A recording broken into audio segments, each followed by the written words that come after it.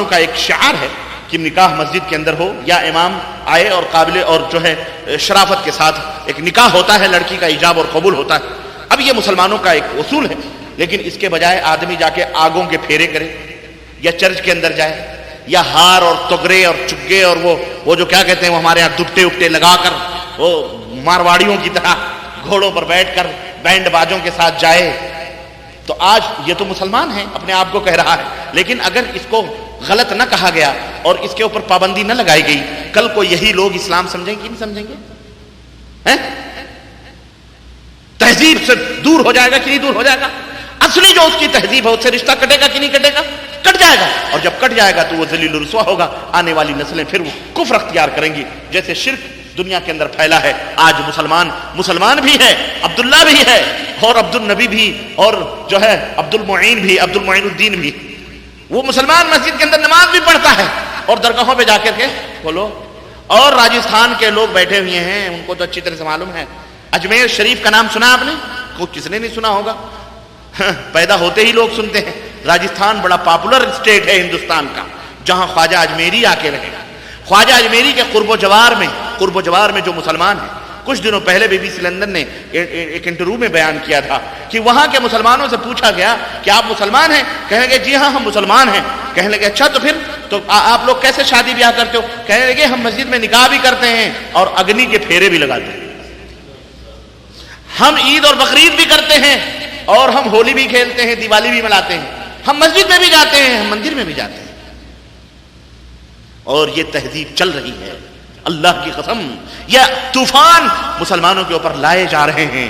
اور ہندوستان میں خاص طور سے یہ چیز باقاعدے کہی جا رہی ہے کہ مسلمانوں کو ہندوستان میں ہندو تہذیب کے ساتھ رہنا، ہندو تہذیب و تمدن کے ساتھ رہنا. کیا مسلمان ہندو تہذیب و تمدن کی زندگی گزار سکتا ہے؟ میں تو ہندوستان میں بھی میں نے بات کہی، میں نے کہا بھائی تم اپنی تہذیب کی بائلات ہم کو پیش کرو. تمہارا تمدن کیا ہے؟ تمہاری تہذیب کیا ہے؟ ذرا ہم کو بتاؤ تو صحیح، تاکہ ہمیں پتا چلے کس نے بنایا ہے تمہاری تہذیب، کس نے بنائی تمہارے تمدن کو، کس نے بنایا. اور اگر ایسی بات ہوئی تو ہم فخر سے کہیں گے کہ پہلے تم اس کے اوپر عمل کرو. کیا؟ پہلے تم اس کے اوپر عمل کرو. تمہارا دیہانت ہو، تمہاری میت ہو تو تمہاری بیوی تمہارے ساتھ چتا میں جلے، ہم دیکھیں اس کو اڑتے ہوئے یا کڑتے ہوئے. پہلے تم اس کے اوپر چلو، ہے کہ نہیں؟ پتا تو چلے کہ تمہاری تہذیب کیا ہے. یہ تہذیب ہے یا ننگے انسانیت ہے؟ یہ عار ہے. یہ کیا تہذیب تم نے بنائی؟ آؤ ہم تمہیں اسلام کی تہذیب بتلائیں. تم کس بیس پہ کہتے ہو ایک مسلمان ہندو بن کر کے رہے؟ کیسے رہے گا بھائی؟ ہم ہندی ہیں، ہندی ہمارا وطن ہے، اس میں کوئی شک نہیں. ہندوستانی ہے، ہمارا ہندوستان وطن ہے، ہمیں ہندوستان سے پیار ہے، ہندوستان سے محبت ہے. لیکن تمہاری ان گندی شندی تہذیب اور تمدن جو لید اور موت کے اوپر بنی ہوئی ہے کہ کھانے بھی بغیر گائے کے موت کو چھڑکے ہوئے نہ کھاؤ، ہم اس کے اوپر خود پیشاب کرتے ہیں بھائی، ہم نجس سمجھتے ہیں. تم کھاؤ پیو موتو ہگو کچھ بھی کرو. تمہارے دھرم میں تو ایک تھا پہلے مرارجی دیسائی، وہ تو اپنا موت بھی پیتا تھا. اس مردود کو اللہ نے دنیا ہی میں حرام خوری پہ لگایا ہوا تھا، مر گیا، نرک میں سڑ رہا ہوگا. کیا کریں کیا کریں گے؟ یہ ہماری تہذیب. یہ کیوں آخر یہ واویلے مچائے جا رہے ہیں؟ اس لیے کہ اسلام اور مسلمانوں سے خوفزدہ ہیں. تم نے ابھی عمل ہی نہیں کیا، تم نے صرف اپنی دعوت دی اور حالت یہ ہو گئی کہ تڑپنا شروع. مسلمانوں اللہ کی قسم اپنے ملکوں کے اندر بھی اپنے اس اسلام کی تہذیب اور تمدن کو زندہ رکھو. زندہ کرو گے اللہ تمہیں زندہ رکھے گا. اور جس دن اس تہذیب اور اس تشخص اور اسلام کے ان تمدن کو تم مٹاؤ گے اللہ تمہیں ذبح کروائے گا. انہی اور کیا کروا رہا ہے، کروا رہا ہے. اسی گجرات کے اندر اتنا بڑا ڈرامہ کھیلا گیا اور اسی گجرات کے اندر اخباروں نے آیا کہ ایک مسلمان لڑکی نے اکھنڈ بھارت کے لیے ایک غیر مسلم لڑکے سے شادی کا دعویٰ کیا، میں شادی کرنا چاہتی ہوں. اور پنڈال میں بیٹھ کر کے اس نے مندر میں جا کر کے شادی کی غیر مسلم سے کہ ہندو مسلم بھائی بھائی.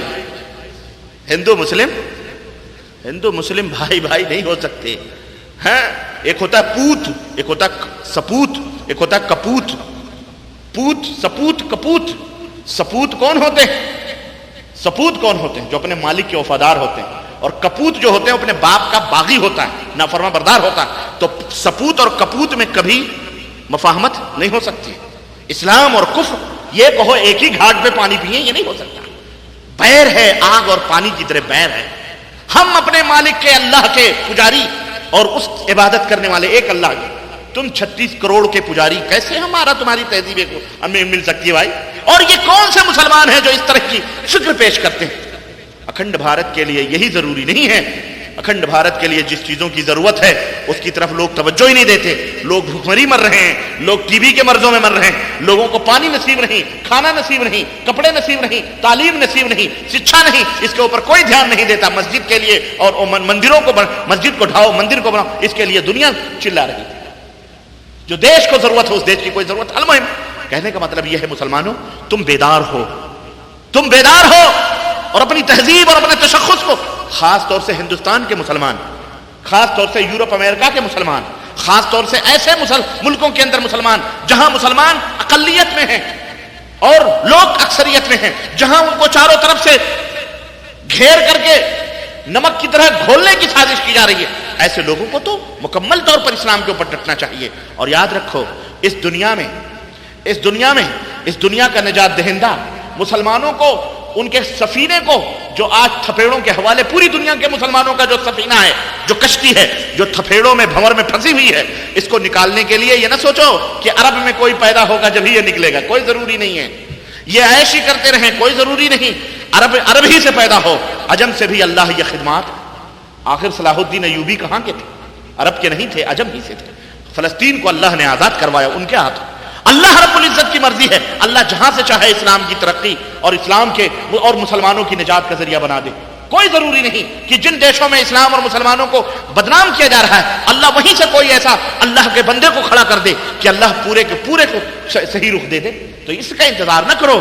اللہ رب العزت کا یہ دین ہے، اس دین کے بقا اور اس کے تحفظ کے لیے اللہ چاروں طرف سے ہر جگہ سے جہاں چاہتا ہے اپنے بندوں کو کھڑا کر کے اپنے دین کی حمایت اور اپنے دین کی مدد کے لیے تیار کرتا ہے. تو یہ نہ سوچنا کہ ہم عجم کے ہیں اس لیے ہم کیا دین کی خدمت کر سکتے ہیں اور ہم سے کیا ہو سکتا ہے. تم سے بہت کچھ ہو سکتا ہے، تم سے بہت کچھ ہو سکتا ہے. تم اپنے مقام کو سمجھو میرے عزیزوں اور میرے دوستوں. تو میں عرض یہ کر رہا تھا کہ اس طرح سے دھیرے دھیرے جب اپنے تشخص کو، اپنے امتیازی علامات کو جب تم چھوڑ دو گے تو تم کیا ہوگا؟ اپنے عقائد اور اپنی عبادتوں کے ساتھ اگر تم زندگی نہیں گزارو گے تو پھر میرے بھائیوں تمہارا رشتہ اسلام سے ہی کٹ جائے گا. ہمارا دین یہ نہیں سکھلاتا ہے کہ اللہ کو اللہ کا حق دو اور بادشاہ کو بادشاہ کا حق دو، نہیں، بلکہ ہمارا دین یہ سکھلاتا ہے کہ اگر اندر بھی تمہارے اللہ کی عبادت و بندگی ہے تو تمہارا باہر بھی اللہ کے حکم کے مطابق ہونا چاہیے. یہ نہیں کہ مسجد میں اللہ اور بازاروں میں غیر اللہ، یہ نہیں کہ مسجد میں اللہ، عبادت میں اللہ، معاملات میں دنیا کی پوزیشن